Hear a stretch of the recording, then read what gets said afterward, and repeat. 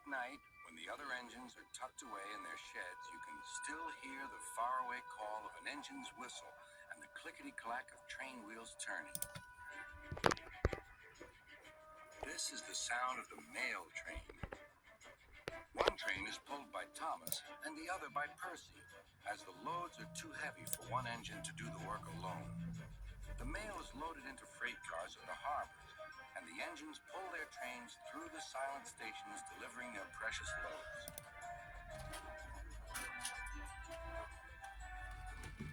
On a clear night, a big shiny moon brightens their journey, but often Thomas and Percy can't even see the stars. But whatever the weather, lamps along the track always light their way. One night, Percy was waiting at the junction. The main line train was late. At last, Henry arrived. Sorry, he puffed. The mail boat from the mainland was delayed. Come on, Percy, said his driver. Let's make up for lost time. Percy puffed along as quickly as he could, but the sun was already rising as he finished his work. Never mind, thought Percy. It's nice to be up and about when it's the start of a new day and there's no one else around. Percy was not alone for long. Bother, said Percy. It's that dizzy thing, Harold. Good morning, whirred Harold. I always said railways were out of date, but you're so slow at the mail. You should give everyone their stamps back. Percy was too tired to explain. Bird brain, he muttered. Good morning, Percy, called Duck. You're up early this morning? No, you're wrong, sighed Percy. I'm back, tired and late. He rolled into the shed and fell asleep almost before his buffers touched the bar. His driver decided to set off early that evening. Thomas was waiting at the station. Thank goodness I have a chance to speak to you. Driver says that the person in charge of the mail has complained to Sir Topham Hatt about the delay last night. But that wasn't my fault, replied Percy. I know, said Thomas, and so does Sir Topham Hatt. But this mail person wouldn't listen. Tonight we'll just have to be quicker than ever before.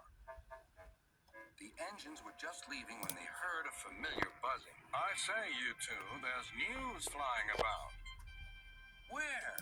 Puffed Percy crossly.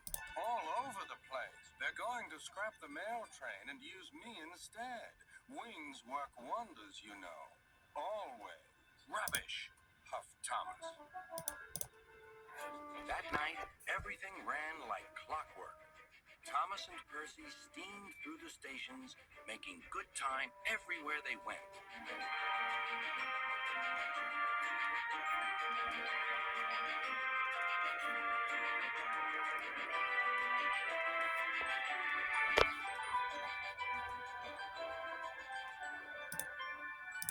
At a station, Thomas noticed a man looking cold and worried.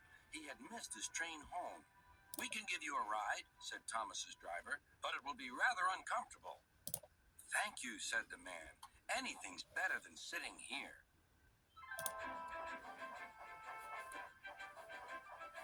The next afternoon, Percy passed the airfield and saw Harold.